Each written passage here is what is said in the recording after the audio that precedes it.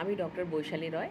আজকের এই ভিডিওতে আমি আলোচনা করব কিছু সমস্যা নিয়ে, যেটা আমাদের রোজ নামচার জীবনে খুব ইম্পর্ট্যান্ট।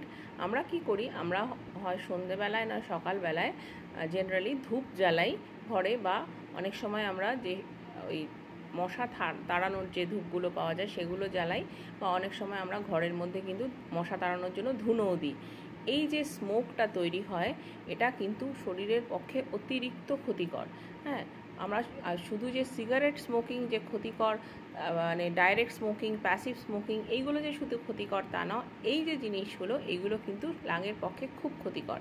এইগুলো যদি দীর্ঘকাল কেউ ইনহেল করেন, মানে যদি এগুলো কেউ দীর্ঘকাল ধরে যদি এই ধরনের প্র্যাকটিস করেন, যে ধূনা বাড়ির মধ্যে জ্বালাচ্ছেন, বা কোনো মশা তাড়ানোর ধূপ জ্বালাচ্ছেন বাড়ির মধ্যে, এবং বাড়ি খুব একটা বড় নয়, এয়ারি নয়, তাহলে কিন্তু সেক্ষেত্রে ক্ষতি আরও বেশি। কী কী ক্ষতি হতে পারে না, যাদের হচ্ছে অ্যালার্জির প্রবলেম রয়েছে, সর্দি কাশি, অ্যাজমা, এগুলো বাড়তে পারে। এছাড়াও যারা ইনহেল করছেন আর কি এটা দীর্ঘদিন ধরে, তাদের কিন্তু একটা ইন্টারস্টিশিয়াল লাং ডিজিজ হতে পারে, সিওপিডি অর্থাৎ ক্রনিক অবস্ট্রাকটিভ পালমোনারি ডিজিজ হতে পারে। তার জন্য তাদের শ্বাসের কষ্ট হতে পারে, এমন কষ্ট হতে পারে যে হয়তো হসপিটালাইজ করতে হতে পারে।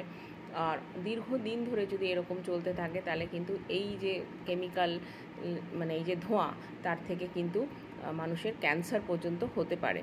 হ্যাঁ, সেই জন্য দেখতে হবে যে আমরা ধূপকাঠি জ্বালানোর পর যদি সম্ভব হয়, তাহলে সেটাকে আমরা ওপেনে রেখে দেবো, মানে বাড়ির যেখানে ওপেন জায়গা আছে হয় সেখানে রেখে দেবো, নাহলে হয়তো আমাদের নিভিয়ে দিতেও হতে পারে।